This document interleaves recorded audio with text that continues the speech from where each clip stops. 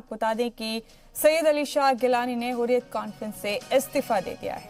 बता दें आपको कि गिलानी ने एक ऑडियो बयान में हुर्रियत कॉन्फ्रेंस से इस्तीफा देने का ऐलान किया। गुज़िश्ता 18 साल से सदर ओहदे पर काबिज थे सैयद अली शाह गिलानी। और हमारे नुमाइंदे फारूक वानी हमारे साथ मौजूद हैं इसी अहम खबर पर। फारूक, सैयद अली शाह गिलानी पिछले 18 बरसों से हुर्रियत कॉन्फ्रेंस के सदर के ओहदे पर काबिज थे और अब उन्होंने इस तरह से एक ऑडियो मैसेज के जरिए इस्तीफा देने का पैगाम आम किया है।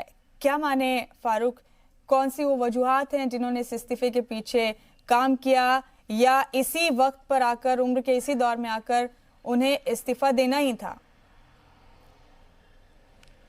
जी देखिए, जिस तरीके से ये इस्तीफ़ा पेश किया गया है सैयद अली शाह गिलानी की जानिब से, इसमें कई सारी कयासारियाँ जो हैं वो हो रही थी। उसके बाद इसने ये इस्तीफ़ा पेश किया तो इसमें कुछ महत्वपूर्ण जो बातें हैं जो उन्होंने खुद भी लिखी हैं, 2 खत जो पेज उसने इसके बाद जारी किया रिजिग्नेशन के बाद, तो उसमें साफ तौर पर लिखा है कि जिस तरीके से पाकिस्तान ऑक्यूपाइड कश्मीर में सारी गतिविधियां जो हैं हुर्रियत कॉन्फ्रेंस की होती हैं और वहाँ पे जो आला अधिकारी इसके बैठे हुए हैं, जो ग्रुप के मेंबर हैं, वो कई तरह की गतिविधियों में शामिल हैं। जिस तरह से उन्होंने आरोप भी लगाए हैं वहाँ के इस मेंबरों के ऊपर कि वो कुछ ज़ाती मफाद के लिए ऐसा कर रहे हैं, कई तरह की जो उनके फ़ायदे हैं वो उन प्राप्त कर रहे हैं, कई तरह की असेंबली में भी जाते हैं, वहाँ पे अपने फ़ायदे उठाते हैं, वहाँ की सरकार से इसके बारे में फ़ायदे उठाते हैं।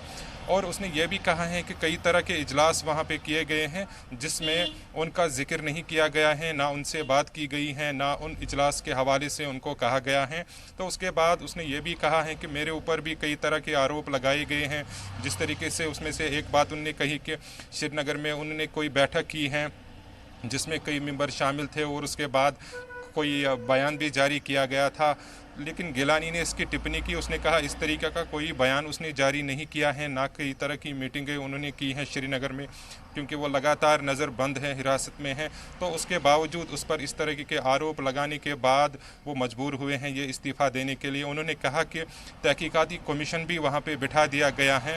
हुर्रियत कॉन्फ्रेंस के कई लीडर जो हैं वो उसमें शामिल हैं, जो इस तरह की गतिविधियाँ करते हैं, वो कई तरह की मीटिंगें करते हैं, वो कई तरह की पाकिस्तान सरकार से फ़ायदा उठा रहे हैं। उसके बाद तहकीकाती कमीशन भी बिठाया गया, लेकिन उसमें भी कोई पेशरफ्त नहीं हुआ, वो अधूरा छोड़कर उन पर कोई कार्रवाई नहीं की गई।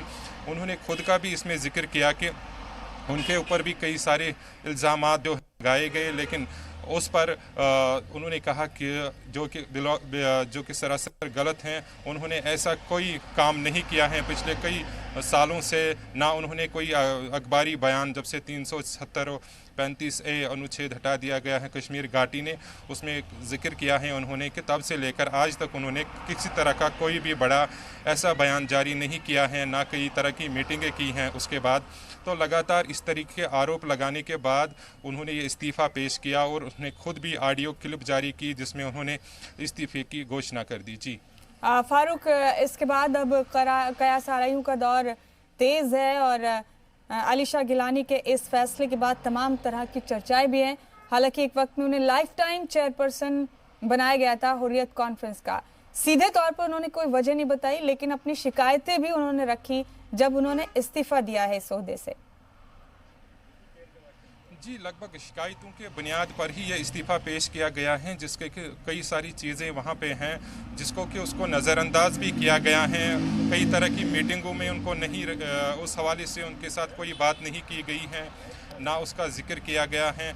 और उन्होंने उन पर भी इल्ज़ाम लगाया है जो इस ग्रुप के सदस्य हैं, वहाँ पे ग्रुप के मेंबर भी हैं दूसरे, कि वो अपनी ज़ाती मुफाद के लिए इस ग्रुप का क़याम अमल में लाया है। उसके बाद जिस तरीके से वहाँ पे जो गतिविधियाँ चली जो कि बिल्कुल इसके ख़िलाफ़ हो रही हैं, और साथ में उन्होंने ये भी कहा है कि ये लोगों का अब चर्चा का केंद्र बना हुआ है। जिस तरीके से अब वहाँ पे जो ग्रुप के मेंबर हैं वो इसका गलत इस्तेमाल कर रहे हैं, जी। इस संगठन का गलत इस्तेमाल करके वो अपना ज़ाती फ़ायदा उठा रहे हैं। तो उन सारी बातों का जिक्र भी किया गया है उसमें अपने ख़त में, और साथ में ये भी लिखा है कि मेरे ऊपर भी कई सारे सवालात खड़े किए गए हैं कि सईद अली शाह गिलानी जो हैं वहाँ पे सही ढंग से जो काम है वो नहीं कर पा रहे हैं, या फिर वो खुद ज़ाती कोई फैसला नहीं लेते हैं। लेकिन सबसे बहुत बड़ी महत्वपूर्ण बात यह है कि गिलानी ने खुद कहा है कि ये जो ग्रुप हैं, ये जो हुर्रियत कॉन्फ्रेंस हैं, असल में सारी जो गतिविधियाँ हैं पाक ऑक्यूपाइड कश्मीर में हो रही हैं,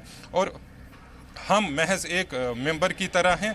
हमें कोई फैसला लेने की इजाज़त नहीं है, ना हमें उस तरह के कोई हुकूक दिए गए हैं क्योंकि हम कोई बड़ा फ़ैसला ले। जो भी फैसले लिए जाते हैं, जो भी कार्य किए जाते हैं, जो भी बड़े ऑर्डर्स जारी किए जाते हैं, वो सभी पाक ऑक्यूपाइड कश्मीर से लिए जाते हैं। उस हवाले से हमें कोई भी इत्तला नहीं दी जा रही है, जिसकी बिना पर वो मजबूर हो गए, क्योंकि अब लोगों ने भी वहाँ पे सवाल खड़े किए हैं हुर्रियत कॉन्फ्रेंस के ऊपर। तो वो अपने कुल मिलाकर 28 साल सारी पुराना चीज़ों को नाता देखते तोड़ हुए दिया सईद अली शाह गिलानी ने हुर्रियत कॉन्फ्रेंस से। बहुत शुक्रिया फारूक आपका, आप जुड़े हमारे साथ इस खबर पर। बहुत बहुत शुक्रिया आपका।